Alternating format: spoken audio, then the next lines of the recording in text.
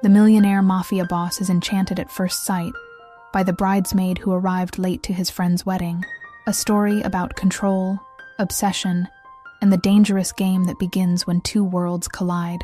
Every choice has a consequence, and for a man who rules from the shadows, and a woman who finds beauty in what is broken, the night before sealed a dangerous fate. Before we dive into this story, we want to feel your presence. Let us know in the comments which city or country you're watching from. We love knowing our story has reached you. And if you love intense romances about power and desire, and you want to be a part of this journey, subscribe to the channel so you don't miss a thing. Now take a deep breath. The real game begins now. A week passed. 7 days in which Clara's studio transformed from a sanctuary into a pressure chamber. The book, the damaged masterpiece, now lay in her workshop, a patient in critical care. And Matteo, the enigmatic patron, had become a quiet, constant presence in her life. He didn't call. He didn't send messages. He simply appeared. Today, he arrived shortly after noon. The delicate chime of the bell above the door announced his arrival, a sound that now made Clara's heart stumble.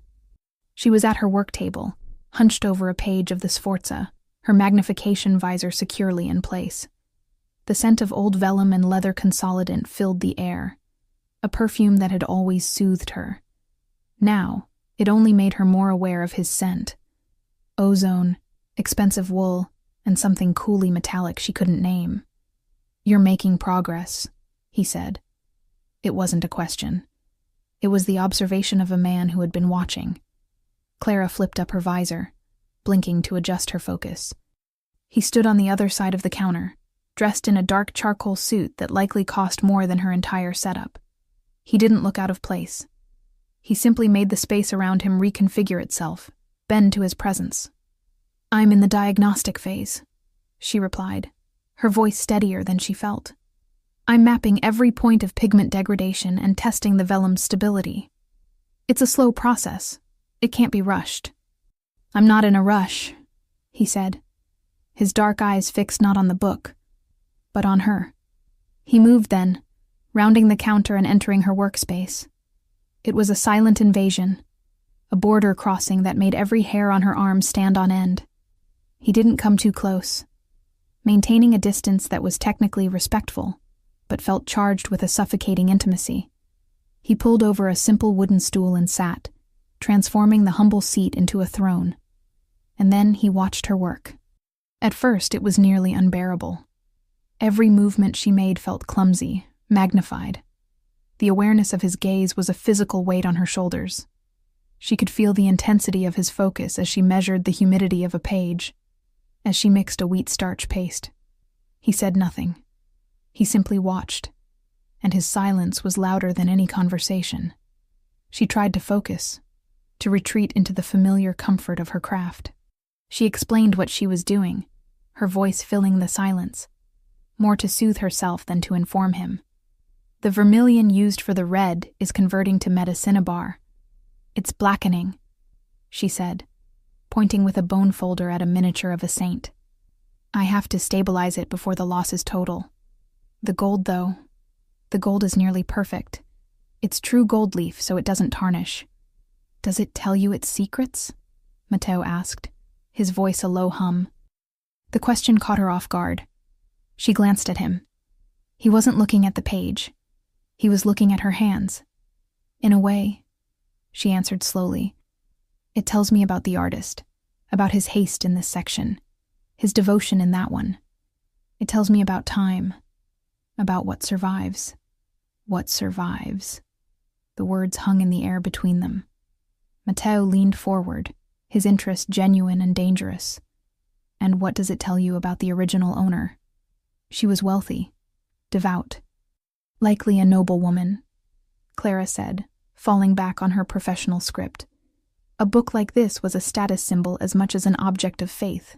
Faith and power, Matteo mused, almost to himself. Two sides of the same coin. He stood and walked to the work table, stopping beside her. She could feel the heat radiating from his body. She refused to shrink away. She refused to cede the ground. This was her domain. She continued her work, her movements now deliberately precise, a quiet demonstration of her own form of power. He reached out, not for her, but for the ancient page. His fingers, long and immaculate, hovered inches from the fragile vellum. "May I?" he asked. Clara's heart seized. No one touched her work, no one. But his request wasn't that of a curious client. It was a test.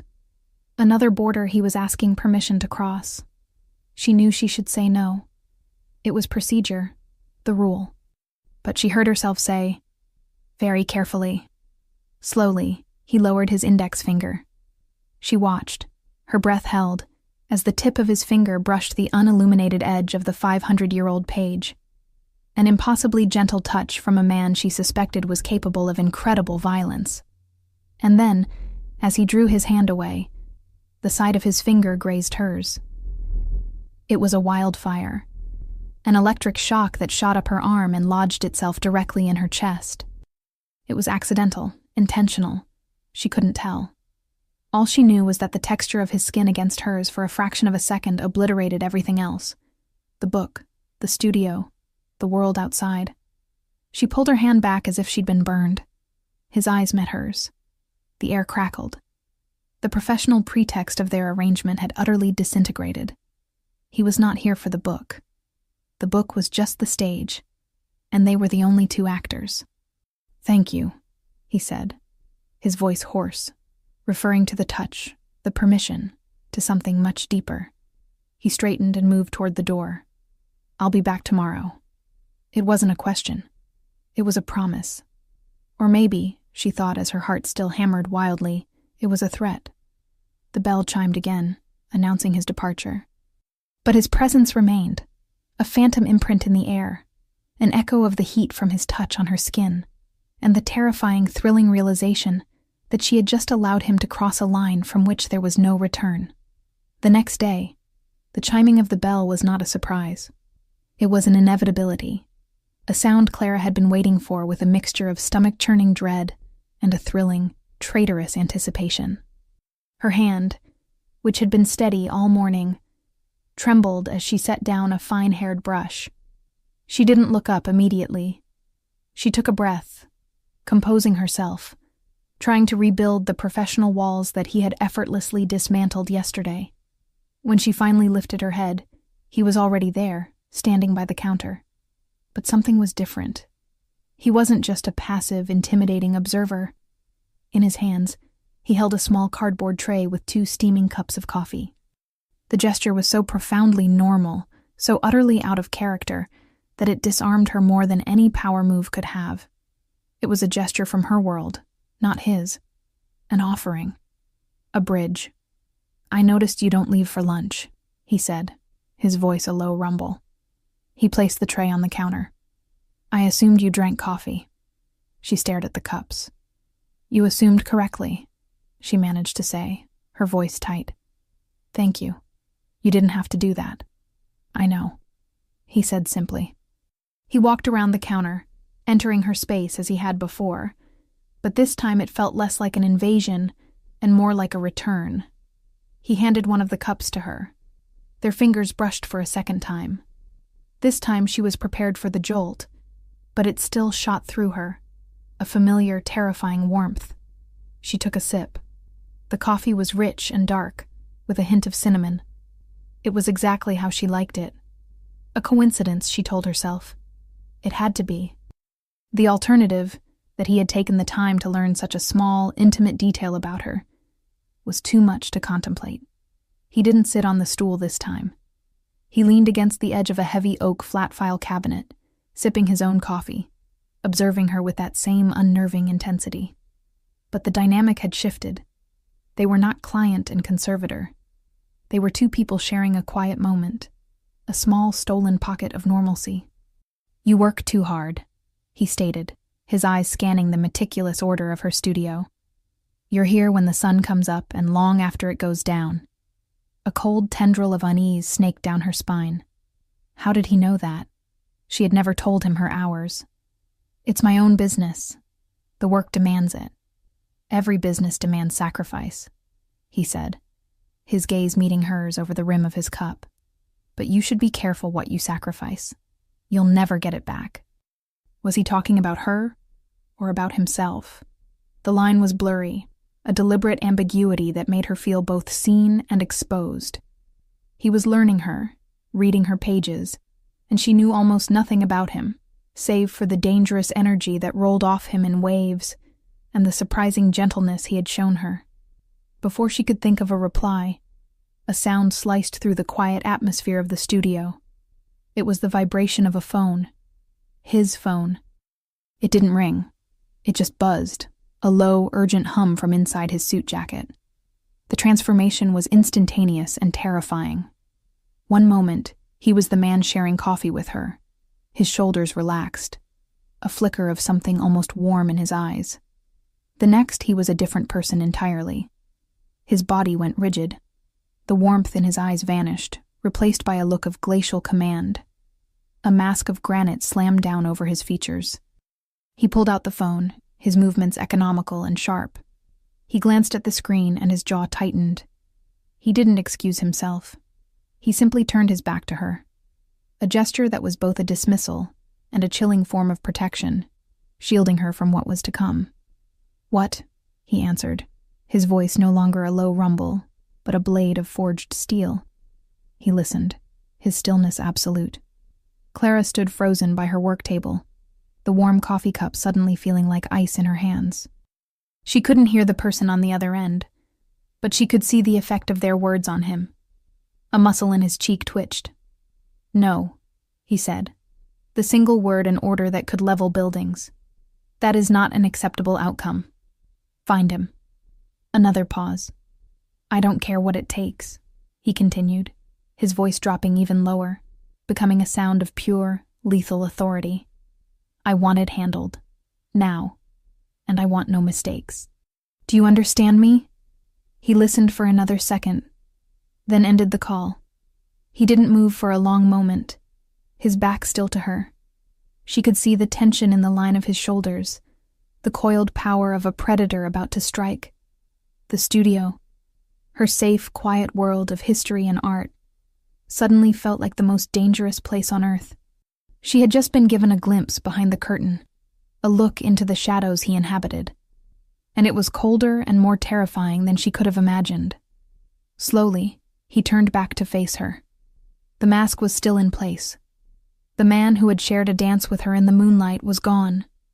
In his place was the Don, the ruler, the man who gave orders that left no room for failure. His eyes met hers, and he saw the fear on her face. He saw it, and for the first time, a flicker of something, regret, frustration, crossed his features. He had let the mask slip. He had brought his world crashing into hers. "Business," he said, the word a completely inadequate explanation for the chilling command she had just witnessed. Clara couldn't find her voice. She just nodded, her throat tight. He looked at the half-finished coffee in his hand as if he didn't recognize it. He walked over to her counter and set it down. The sound was too loud in the ringing silence. "I have to leave," he said. It wasn't an apology. It was a statement of fact. He walked to the door, his long, purposeful strides eating up the space. The bell chimed, and he was gone. Clara stood motionless for a full minute, her heart a frantic bird trapped in her ribs. The air where he had stood still felt cold. Her gaze fell upon the 2 coffee cups on her counter. One was hers, a symbol of a fragile, budding intimacy. The other was his. A piece of evidence. A remnant of a different man, a dangerous man, who had just reminded her in no uncertain terms exactly who and what he was. The silence Matteo left behind was different from the silences they had shared. It was not a space of tension or unspoken attraction. It was a vacuum, cold and absolute. Clara felt its weight pressing in on her. The ghost of his chilling phone call echoed off the walls of her quiet studio, staining the air. "Find him. I don't care what it takes. I want it handled." The words were clinical, devoid of emotion, and that was what made them so terrifying. It was the language of a man for whom human lives were merely variables in an equation. She couldn't work. Her hands, usually so steady, trembled. The ancient, delicate page on her desk seemed to mock her. What was the point of saving this small, beautiful piece of the past when the present, in the form of Mathieu, felt so brutal and dangerous?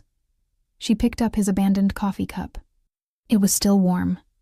She stared into the dark liquid, and for the first time, she allowed herself to confront the truth she had been desperately trying to ignore.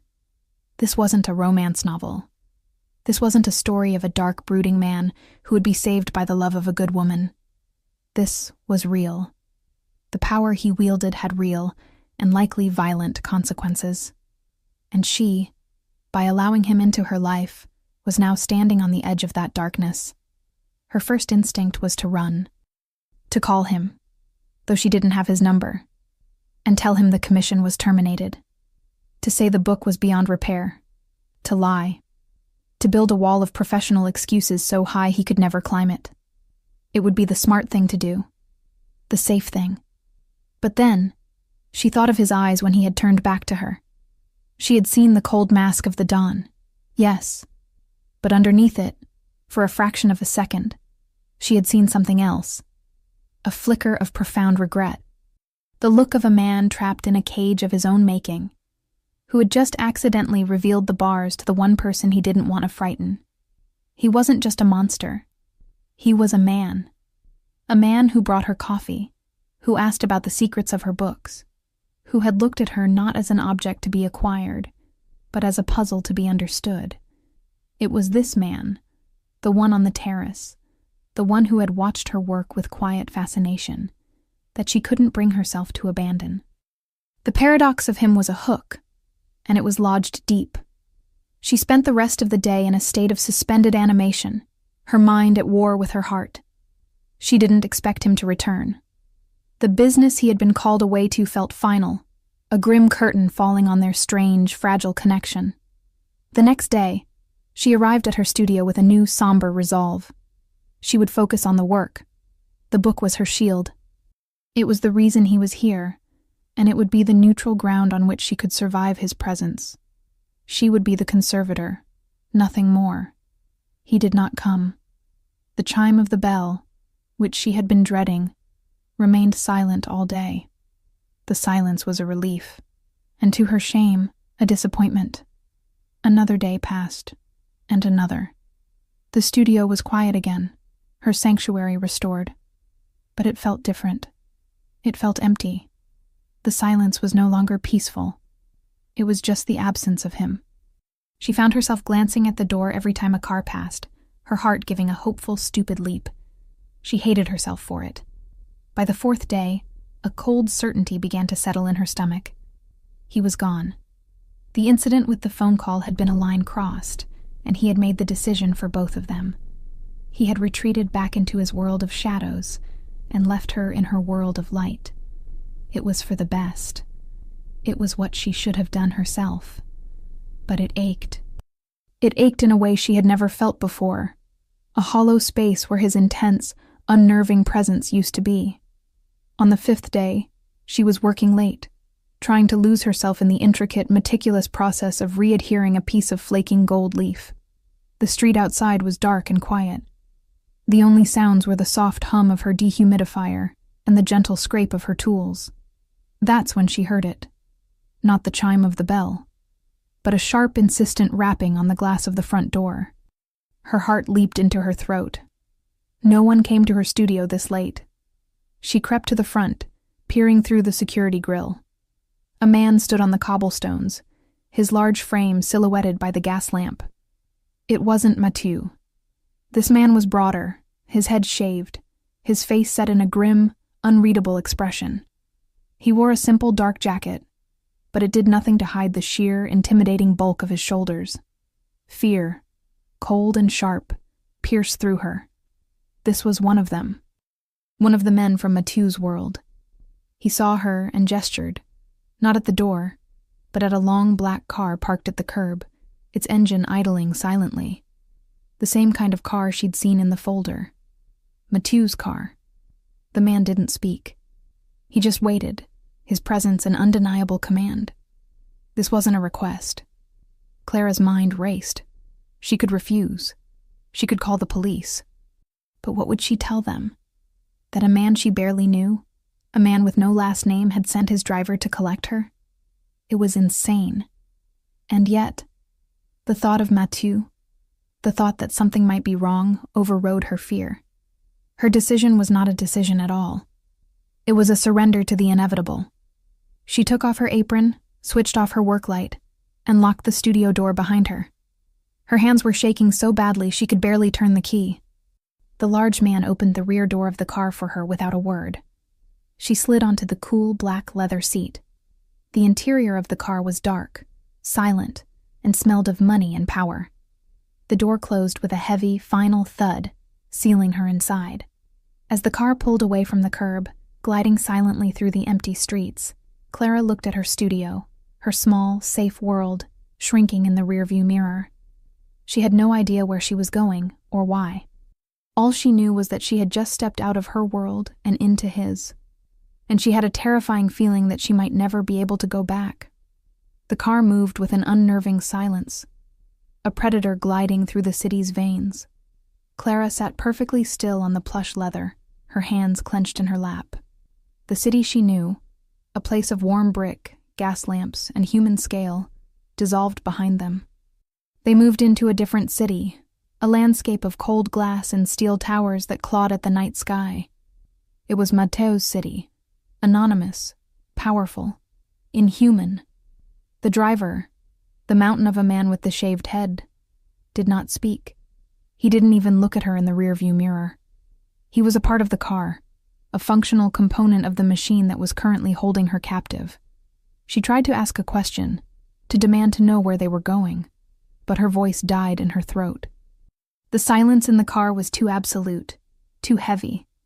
A question would feel like a violation, a foolish, fragile sound in this hermetically sealed world of his control. She watched the blur of lights, her mind racing. Was he in trouble? Was he hurt? Had the business from that phone call gone wrong? Or was this something else? A test? A punishment for her fear? The not knowing was a form of torture, a slow tightening of a knot of dread in her stomach. After what felt like an eternity, the car descended into the earth, down a steep, brightly lit ramp, into a private underground garage. It was less a garage and more a showroom. A dozen cars, each one a masterpiece of engineering and worth a small fortune, sat gleaming under the recessed lighting. The driver parked the sedan in a vacant spot, and the engine died, plunging them into an even deeper silence. He got out and opened her door. "This way," he said, his voice a low, gravelly sound. It was the first time he had spoken. He led her not to a public lobby, but to a single, unmarked steel door. He pressed his thumb to a biometric scanner, and the door slid open with a soft hiss, revealing a private elevator. The interior was paneled in dark polished wood and brushed steel. There were no buttons for floors, only a single glowing panel where the driver once again placed his thumb. The elevator didn't ascend. It launched.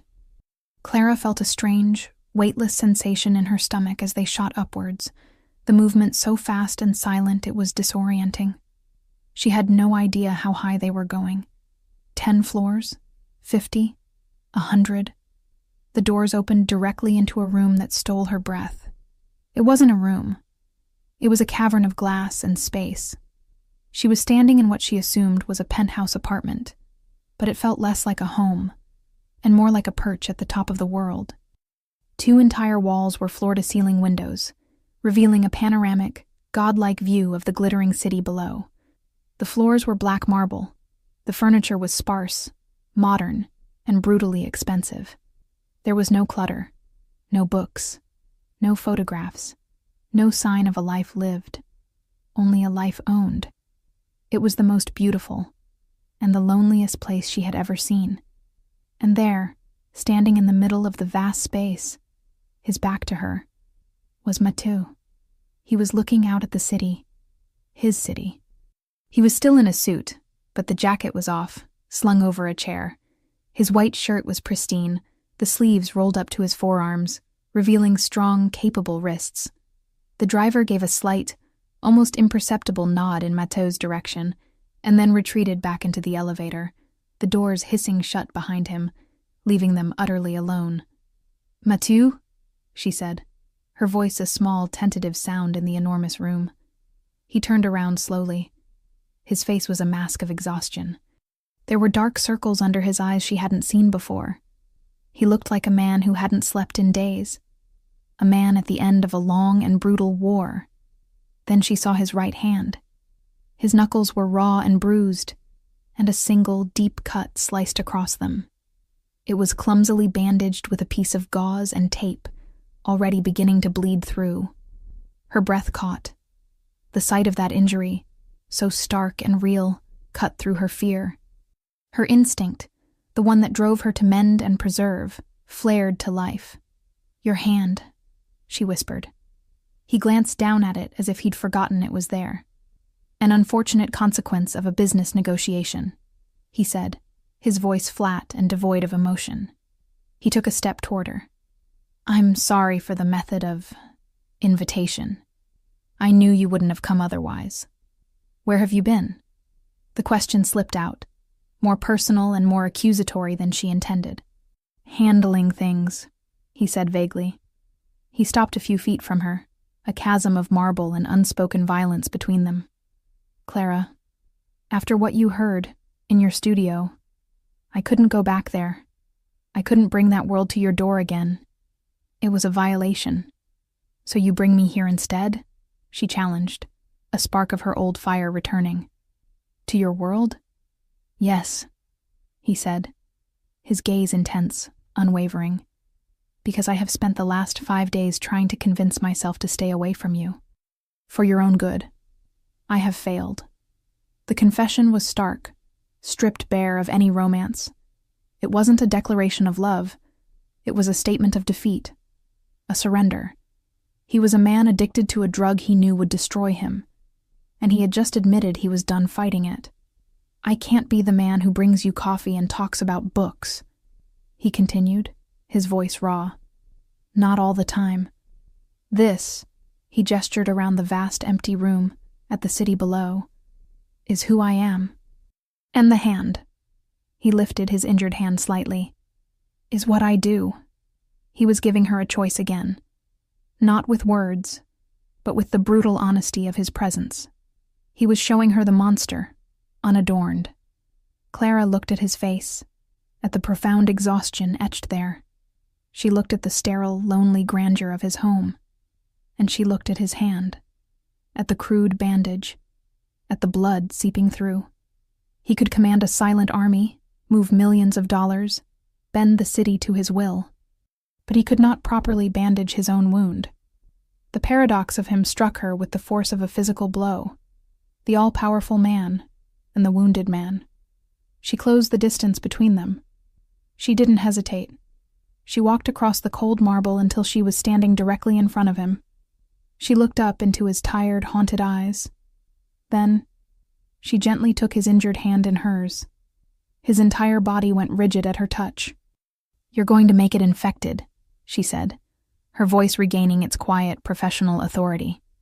The authority of a conservator, of a healer. "Sit down. I'll fix it." Mathieu didn't move.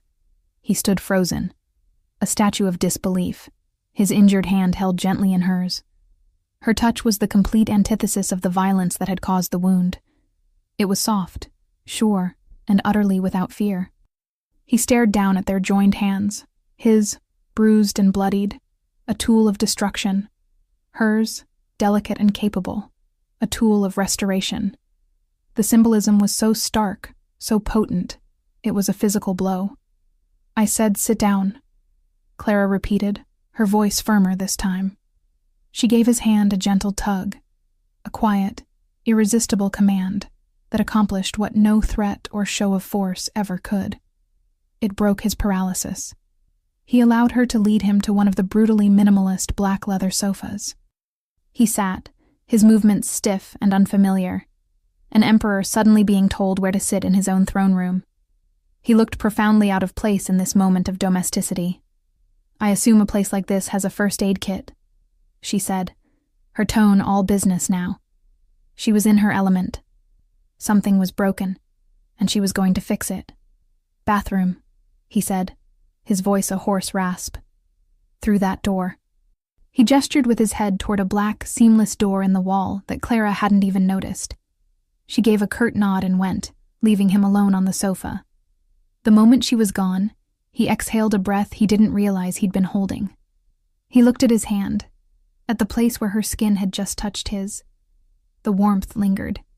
He had brought her here to show her the monster, to give her a final, honest chance to run. He had expected fear, revulsion, a retreat. He had not, in any possible calculation, expected this. He had not expected a quiet, determined competence. He had not expected care. Clara returned a moment later, her arms laden. She had found not just a first aid kit, but a pristine, professional-grade one. She had also brought a bowl of warm water and a clean white towel. She knelt on the marble floor in front of him, without a shred of hesitation, and placed her supplies on the low glass table. "This might sting," she said, her voice gentle. She carefully unwrapped the clumsy, blood-soaked gauze from his knuckles. The wound was worse than she'd thought. It was a deep, ragged gash across all 4 knuckles, the kind of injury that came from bare-fisted, brutal impact. The skin around it was swollen and an angry purple. She tried not to think about what or who his fist had connected with. The thought was a dark, cold thing, and she pushed it away, focusing only on the damage itself. Her touch was methodical, precise. She cleaned the wound with an antiseptic wipe, her movements efficient and sure. He didn't flinch, didn't make a sound, but she saw a muscle feather in his jaw. She worked in silence, her brow furrowed in concentration. She was no longer Clara, the late bridesmaid, the object of his obsession. She was the conservator, and this was just another fragile, damaged thing that needed mending. But it wasn't. The intimacy of the act was staggering. Kneeling at his feet, tending to a wound he had inflicted in his dark, violent world. She could feel the heat of his body, smell the faint, clean scent of his skin beneath the expensive cologne. She could feel his eyes on her, watching her every move with an intensity that was more potent than any touch. She applied a thin layer of antibiotic ointment, and then began to bandage his hand properly, her fingers moving with the practiced grace of someone used to handling delicate materials. She wrapped the clean white gauze snugly but not too tightly, her movements economical and perfect.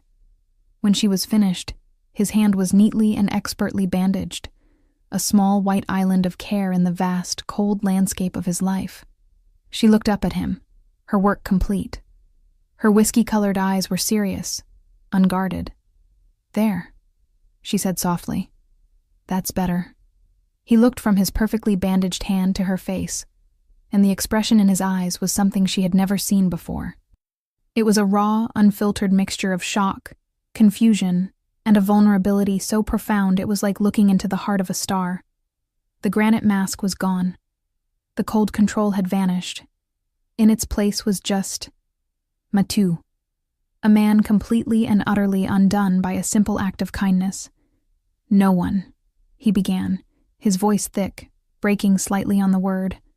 "No one has ever done that for me." The confession hung in the air between them, heartbreaking in its simplicity. It spoke of a lifetime of isolation, of a world where wounds were hidden, not tended. It told her more about him than any file or surveillance report ever could. The space between them crackled, the air thick with everything they weren't saying. The pretext of the injury, of the first aid, had dissolved.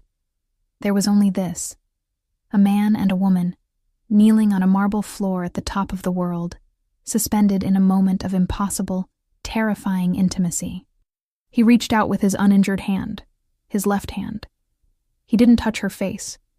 He simply cupped her chin, his thumb resting gently against her jawline. His touch was a question, a plea, a statement, all at once. He leaned in slowly, giving her every chance to pull away. His gaze was locked on hers, searching, asking for a permission he had never asked for in his life. Clara didn't pull away. She didn't breathe. The world, the city lights, the silent, empty room. It all fell away. There was only the feeling of his thumb against her skin and the look in his eyes, and as his lips finally, gently, met hers, she knew she was lost. It was not a kiss of passion, not of hunger. It was a kiss of quiet desperation, a kiss of profound, aching loneliness. It was the kiss of a man who had forgotten what tenderness felt like, and a woman who was just beginning to teach him. It was a whisper of a touch, a promise of a pain and a pleasure she couldn't possibly comprehend. And in that moment she didn't care. She simply kissed him back. The kiss was a lifetime. It was a breath, a question, a tentative answer. When Mateo finally, slowly, drew back, the absence of his touch was a physical shock, a sudden plunge into cold air. Clara's lips tingled, the ghost of his pressure a phantom presence. She kept her eyes closed for a moment longer, a desperate attempt to cling to the fragile, impossible connection they had just forged. When she opened them, the man kneeling before her was gone. In his place, the Don was reassembling himself, piece by piece. The profound vulnerability in his eyes was being shuttered away, the granite mask sliding back into place. He rose to his feet in a single, fluid motion, creating a sudden chasm of height and power between them. He looked down at her, not with the raw emotion of a moment ago, but with a new, unsettling possessiveness. The wounded man had been replaced by the owner. He looked at his bandaged hand, then back at her. "You have a healer's touch," he said, his voice a low, rough-edged sound. It wasn't a compliment. It was an assessment, a statement of her value to him. Clara felt a chill that had nothing to do with the cool marble beneath her knees. The spell was broken. Reality, cold and sharp, was rushing back in. She had just kissed a man whose hands were instruments of a violence she couldn't comprehend. She had tended to his wound, and, in doing so, had perhaps wounded herself far more deeply. She rose to her feet, her movements stiff. She needed to put distance between them, to find her footing in this new, treacherous landscape. "I should go," she said, her voice barely a whisper. "It's late." "No," he said. The word was not a request. It was a quiet, absolute finality. Clara froze. "What do you mean, no?"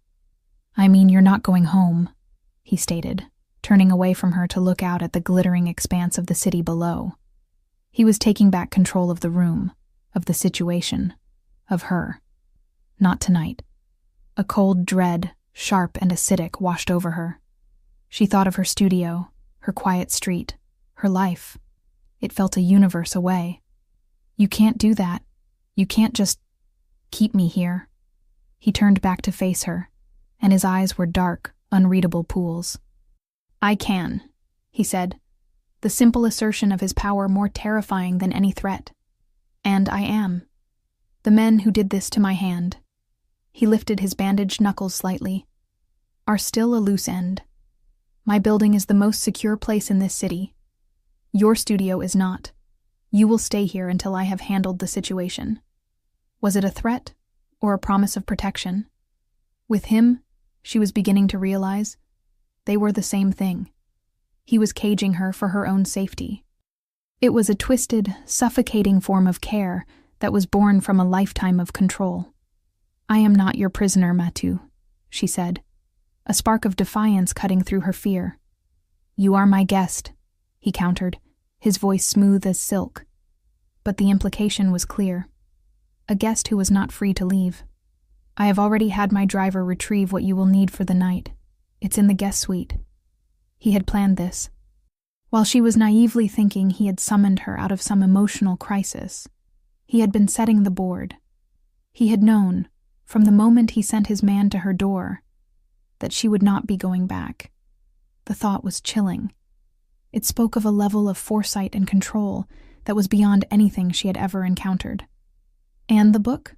she asked, her voice trembling slightly. It was a desperate grasp for the one piece of her old reality she had left. "My work? My man will open your studio for you in the morning and escort you there and back. You will not go anywhere alone. You will not be out of my sight, or the sight of my security, for a single moment. Is that understood? It was the same tone of voice he'd used on the phone. The voice of absolute, unquestionable authority. The voice that handled things. She stared at him, her mind reeling. She was trapped. She had walked into the beautiful, gilded cage of her own free will. Her empathy for the wounded man had led her directly to the mercy of the monster. And yet, even as fear screamed at her to fight, to run, to break a window and scream for help, a deeper, more treacherous part of her was quiet. A part of her that had felt the profound loneliness in his kiss. A part of her that looked at this powerful, dangerous man and saw a soul in more desperate need of restoration than any book she had ever touched. She didn't answer him. She didn't need to. Her silence was its own form of surrender. A flicker of something, triumph, relief, passed through his eyes. "The guest suite is the first door on the left down that hall," he said, gesturing to a long, dark corridor. "I trust you will find it comfortable." He turned his back on her again, a clear dismissal, and walked back to the window, resuming his silent vigil over the city. The conversation was over. The decision had been made. Clara stood alone in the center of the vast, silent room. She looked at her own hands. They were the hands that had soothed him, that had bandaged him, that had kissed him back. They had betrayed her. She slowly turned and walked down the dark hallway, her footsteps echoing on the marble. The door to the guest suite was ajar. Inside, a light was on, and on the perfectly made bed sat a small overnight bag. Her bag. From her apartment. The full, terrifying scope of his reach, of his power, slammed into her. He hadn't just invited her into his world. He had swallowed hers whole. The guest suite was another exercise in luxurious sterility. It was decorated in muted tones of gray and cream, the furniture minimalist, the art on the walls abstract and cold. It was less a guest room and more a high-end hotel suite that had been scrubbed of all personality. Her small, familiar overnight bag, sitting on the vast, king-sized bed, looked like an artifact from another, warmer planet. Clara walked over to it and unzipped it with trembling fingers. Inside were her things: a simple cotton nightgown, her toothbrush, a change of clothes for the next day. Everything was neatly packed. The efficiency of it was terrifying. He hadn't just taken her things. He had curated a selection of them. He had entered her private space, her home above the studio, and had moved through it like a ghost, taking what he needed. The violation was profound, a silent stripping away of her autonomy. She changed into her nightgown, the soft, worn cotton a small, pathetic comfort against her skin. She felt like a doll being moved around a dollhouse by an unseen, all-powerful hand. She looked at herself in the mirror above the sleek, modern dresser. The woman looking back at her was pale, her eyes wide with a mixture of fear and a strange electric anticipation. She didn't recognize her. Where was the quiet, predictable book restorer? Sleep was impossible. The bed was comfortable. The sheets had a thread count she couldn't even guess. But the silence of the penthouse was unnerving. It was a dead silence, the kind that only double-paned, soundproof glass at the top of the world could provide. There were no city noises, no sirens, no distant traffic. It was the silence of a tomb. She lay awake for hours, her mind replaying the events of the evening, the cold dread of the car ride, the lonely grandeur of his apartment, the raw, bruised knuckles of his hand, the shocking, desperate tenderness of his kiss, and finally, the cold, quiet cage of his protection. He was a man of impossible contradictions, a brute who appreciated the soul of a 500-year-old book, a killer, she was sure of it now, who could be undone by a simple act of kindness, a captor who claimed to be a protector. Her mind struggled to reconcile these two versions of Mathieu, but it couldn't. They were two sides of the same violent, beautiful, terrifying coin. Eventually, she gave up on sleep. She slipped out of bed, her bare feet silent on the thick plush carpet. She crept to the door of the suite and opened it a crack. The long, dark hallway was empty. A single, low-wattage light cast long shadows on the marble floor. At the far end, She could see the faint, ghostly glow from the main living area, the city lights painting the darkness. She was drawn to it. A moth to a flame she knew would burn her. She padded silently down the hallway, every nerve ending alive with the fear of being discovered. When she reached the edge of the living room, she stopped, hiding in the shadows. He was there. He hadn't moved. He was still standing by the window, a dark silhouette against the glittering tapestry of the city. He hadn't changed. He hadn't slept. He was simply standing vigil, a king surveying his domain. But he didn't look like a king. He looked like a prisoner of his own power, of his own life. He must have sensed her presence. He didn't turn, but his voice cut through the silence, low and resonant. "You should be sleeping." Clara's heart hammered against her ribs. She stepped out of the shadows. "So should you," she replied, her voice a little shaky. He finally turned to face her. His expression was unreadable in the dim light, but she could feel the weight of his exhaustion, even from across the room. "Sleep doesn't come easy for me," he said. It was a simple statement, but it was laden with a world of meaning. It spoke of a mind that never shut off, of threats that never ceased, of ghosts that never rested. "Why not?" she asked, her curiosity overriding her fear. She took a tentative step closer. He gave a dry, humorless laugh. "You have to be able to close your eyes to sleep, Clara. I learned a long time ago that closing your eyes is the most dangerous thing you can do in my world." He was letting her in again, giving her another glimpse into the stark, brutal reality of his existence. He was answering her questions honestly, without evasion.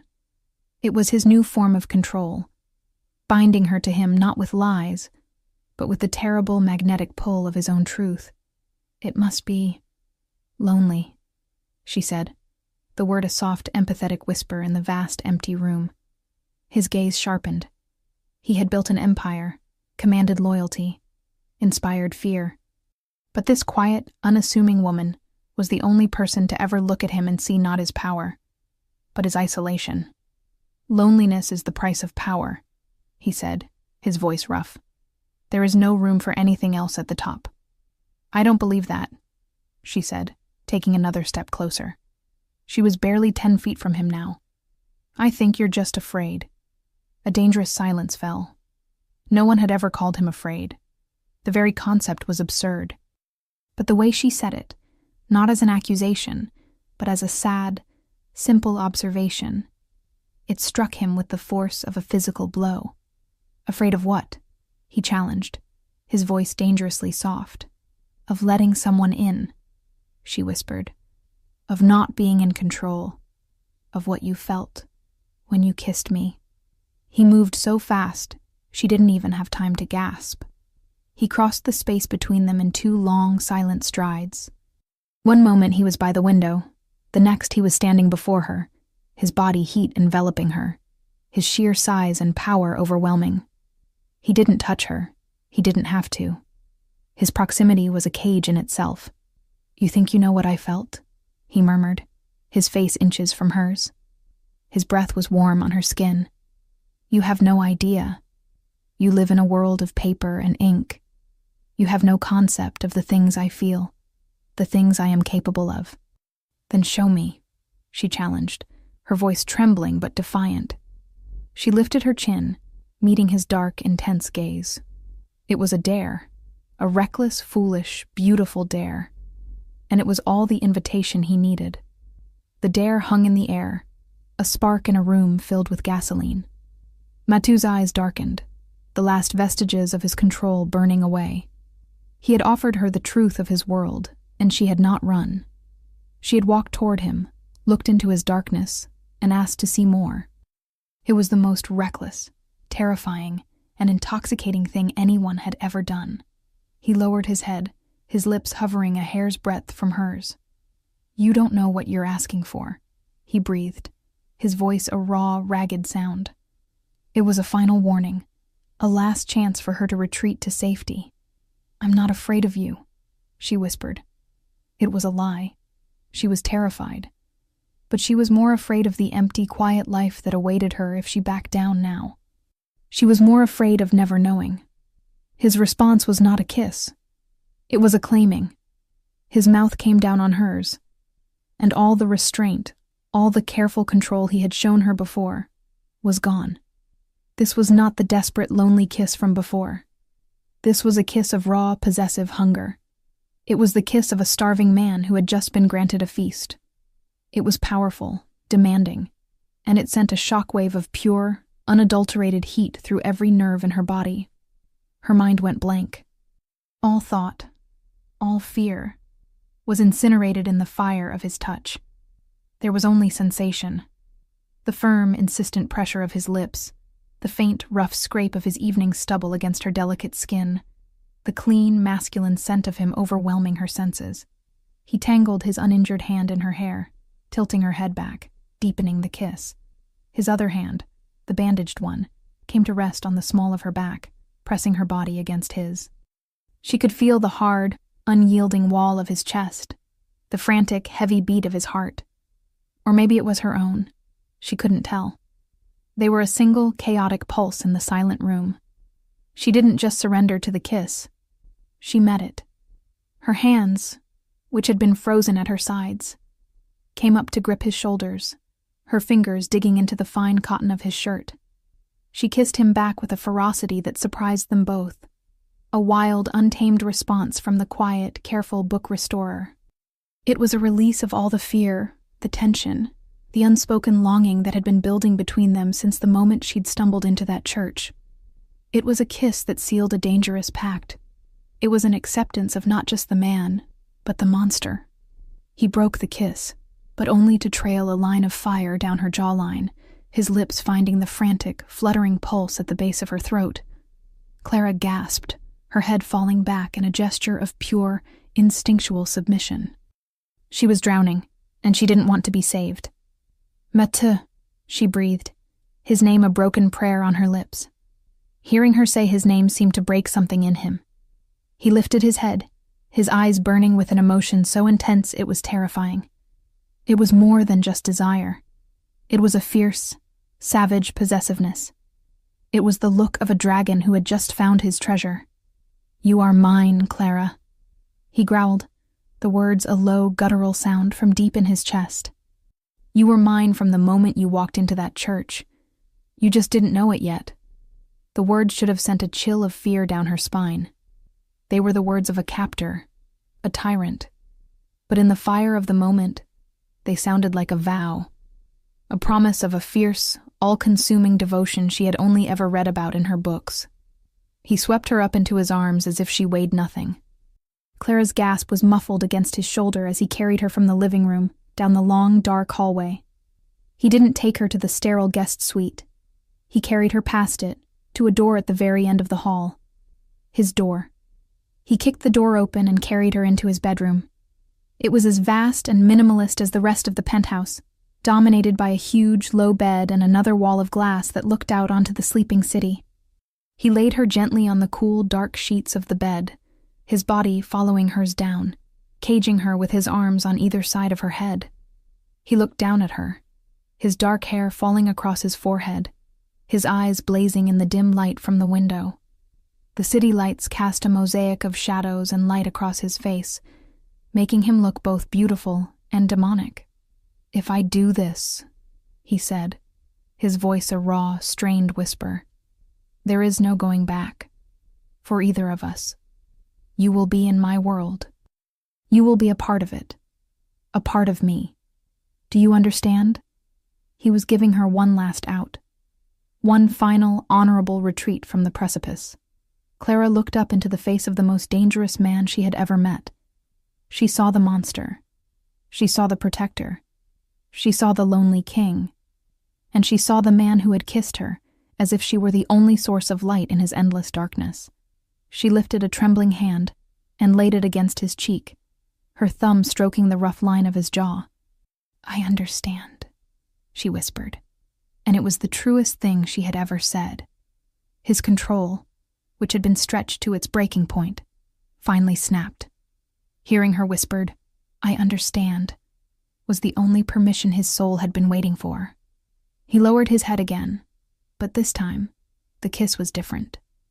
The initial firestorm of possession had passed, replaced by a wave of something far more potent. A deep, aching tenderness that felt like a revelation. It was a kiss of exploration, of reverence. He memorized the shape of her lips, the taste of her, with a slow, deliberate thoroughness that made her tremble. Her fear, which had been a wild, thrilling current, melted away, leaving behind a profound, liquid warmth that pooled low in her belly. This was not the monster claiming his prize. This was the man worshipping at the altar. His bandaged hand came to rest on her hip, a point of anchor, while his uninjured one traced a delicate path from her shoulder, down her arm, to her hand. He laced his fingers through hers, lifting her hand to his lips and pressing a soft, lingering kiss to her knuckles. It was a gesture of such unexpected courtliness, such knightly devotion, that it brought tears to her eyes. The paradox of him was a constant, dizzying assault on her senses. The hand that took, and the hand that cherished. He moved from her lips to her cheek, to her temple, his kisses feather-light, whispers against her skin. "Tell me to stop," he breathed against her ear, his voice a strained, ragged sound. "Clara, if you want me to stop, you have to tell me now." He was giving her the power. In this one, sacred space, in the heart of his fortress, he was yielding his legendary control to her. He was making himself vulnerable, not just to her touch, but to her will. "Don't stop," she whispered back. The words both a plea and a command. That was all he needed. A shift happened, a silent communication passing between them. He sat up, pulling her with him until she was sitting in front of him on the vast, dark bed. The city lights behind them cast their bodies in silhouette, two figures on a stage at the top of the world. He reached for the simple cotton straps of her nightgown. His movements were not rushed, but filled with a profound, deliberate intention. He looked into her eyes, his own dark and fathomless, as his fingers brushed her shoulders and slid the straps down her arms.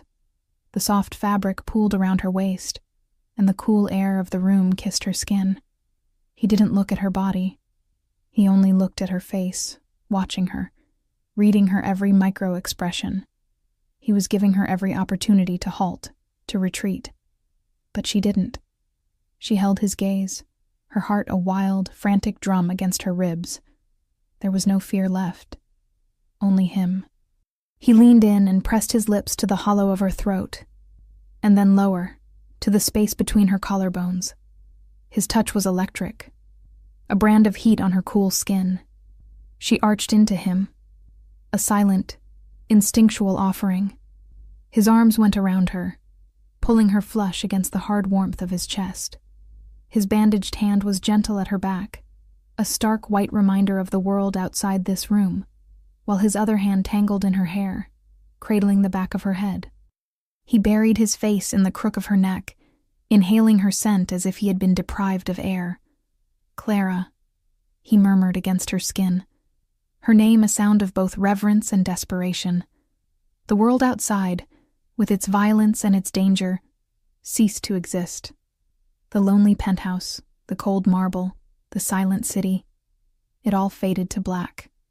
There was only the darkness of the room, the warmth of their bodies, and the silent, earth-shattering language of touch. There was only the feeling of his skin against hers, the solid, grounding weight of him, the quiet strength in his arms. It was a surrender, a homecoming. It was two profoundly lonely souls, from two impossibly different worlds, finally finding a sanctuary in each other. Clara woke slowly, drawn from a deep and dreamless sleep. The first thing she became aware of was the light. A soft, gray, pre-dawn light was filtering through the massive windows, painting the room in shades of charcoal and silver. The second thing she became aware of was the weight. A heavy, muscular arm was draped possessively over her waist, holding her securely against a firm, warm body. She was lying on her side, facing the window, and Matteo was curled behind her, his chest pressed against her back, his breathing a slow, even rhythm against her neck. He was asleep. Truly. deeply asleep. The man who had confessed that sleep didn't come easy to him was lost in it. His body relaxed, the ironclad control he held over himself completely gone in his slumber. In sleep, he looked younger. The hard lines of his face were softened, the perpetual tension in his brow erased. He looked peaceful. The sight was so intimate, so profoundly vulnerable, it made her chest ache. This was a side of him she suspected no one else in the world had ever been allowed to see. The king, with his armor laid aside. She lay perfectly still, not wanting to wake him, wanting to preserve this fragile, impossible moment of peace. She was in the lion's den, but the lion was asleep, and in his sleep, he was just a man who had held her all night as if she were the most precious, fragile thing in the world. She looked out at the city, still veiled in the morning mist, and a terrifying thought took root in her heart. She had come to his penthouse as a prisoner, a guest, an object of his obsession. But as she lay there, held in the arms of the sleeping dawn, she realized the truth was far more dangerous. She was no longer his prisoner. She was home. The moment of peace was a fragile, beautiful lie, and it was shattered by the sound of his phone. It was not the urgent, vibrating hum from before, but a soft, discreet chime from the bedside table. It was enough. Mathieu was awake instantly. There was no grogginess, no slow transition. One moment he was in a deep, peaceful sleep. The next, he was utterly awake, his body tense, his eyes alert and scanning the room. The predator was back. He saw Clara, awake and watching him, and the hardness in his eyes softened for a fraction of a second. A flicker of the man who had held her, before the dawn reclaimed his throne. He disentangled himself from her, the loss of his warmth immediate and absolute, and reached for the phone. He answered, his voice a low, clipped murmur. "Report." Clara sat up, pulling the dark sheet up to cover herself. She couldn't hear the words from the other end, but she watched his face. She watched the subtle tightening of his jaw, the cold, calculating look that entered his eyes. "Good," he said finally. "No loose ends?" He paused, listening. "Excellent. Maintain surveillance. I'll be there in an hour." He ended the call and placed the phone back on the table with unnerving precision. The business was concluded. The men who had injured his hand had been handled. She didn't need to ask what that meant. She knew. The cold reality of the world she had just stepped into washed over her, stark and brutal in the gray morning light. He stood up from the bed, completely unself-conscious in his nudity, and walked toward the bathroom. He was a creature of power and scars, his back a tapestry of old, faded wounds that spoke of a life of violence she could barely imagine. He was beautiful and terrifying. When he emerged a few minutes later, he was dressed in a fresh pair of dark trousers, toweling his wet hair. He looked not at her, but toward the door. "My driver is waiting for you downstairs," he said, his voice flat, neutral. "He will escort you to your studio. You will work on the book. He will wait for you. At the end of the day, he will bring you back here." It was a schedule, an order. There was no trace of the man who had whispered her name against her skin, no echo of the desperate tenderness they had shared. This was the transaction, the price of their intimacy. She had healed his wound, and in return, he would now own her safety, her schedule, her life. Clara felt a cold knot of despair tighten in her chest. Was this it? Was this all it would ever be? Moments of stolen, impossible intimacy, followed by the cold, hard reality of his control? "No," she said, her voice quiet but firm. He stopped, turning to face her. "No, no," she repeated, pushing the sheet away and standing up, her own nakedness a statement of defiance, not submission. "That is not how this is going to work." He raised an eyebrow, a flicker of dangerous curiosity in his eyes. He crossed his arms over his chest, waiting.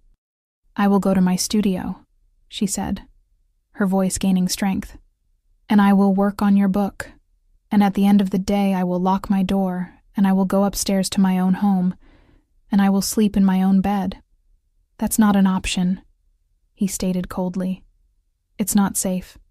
I am not one of your possessions, Matu," she shot back, her voice ringing with a passion that surprised them both.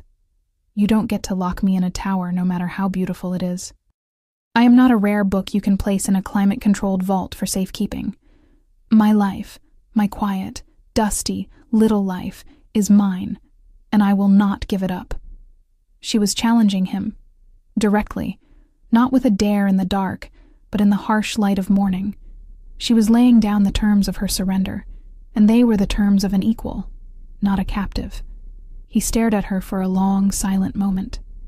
She could see the internal war raging in his eyes.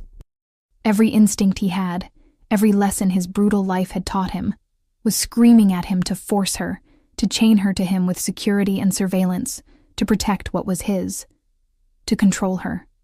But he also saw the woman standing before him. Not a fragile object, but a pillar of strength. The woman who had faced his darkness without flinching. The woman who had healed his hand. The woman who had met his hunger with her own. To break her spirit, to force her into submission, would be to destroy the very thing that had drawn him to her. He slowly, deliberately, uncrossed his arms. It was a gesture of concession, a lowering of his shields. "If I let you go home," he said, his voice a low, gravelly rasp, "I will have men on your street, on your roof, watching every window. They will be ghosts. You will never see them, but they will be there. If a fly lands on your window pane without my permission, I will know about it. That is the only way. It is not negotiable." It was still a cage, but it was a cage built around her world, not one that tore her from it. It was a compromise, from a man who did not compromise. Clara looked at this impossible, dangerous man, and she saw the colossal effort this concession was costing him. He was trying. In his own possessive, controlling way, he was trying to meet her halfway. She walked toward him, stopping just before him. She reached up and laid her hand on his cheek, her touch gentle. "I can live with ghosts," she whispered. He closed his eyes for a fraction of a second, leaning into her touch. It was a silent, profound surrender. "My driver will take you home at the end of the day," he said, his voice rough with an emotion he would never name. The war wasn't over. The dangers of his world were still there, waiting in the shadows. And the conflict between his need for control and her need for freedom would be a battle they would fight every single day. But as Clara stood there, in the heart of his lonely kingdom, with her hand on his face, she knew it was a battle she was willing to fight. She had been brought here to restore a book, but she had found something far more complex, far more damaged, and infinitely more precious. She had found a man, and she was just beginning to discover the secrets hidden in his pages. The story of Mateo and Clara wasn't over. It had just truly begun.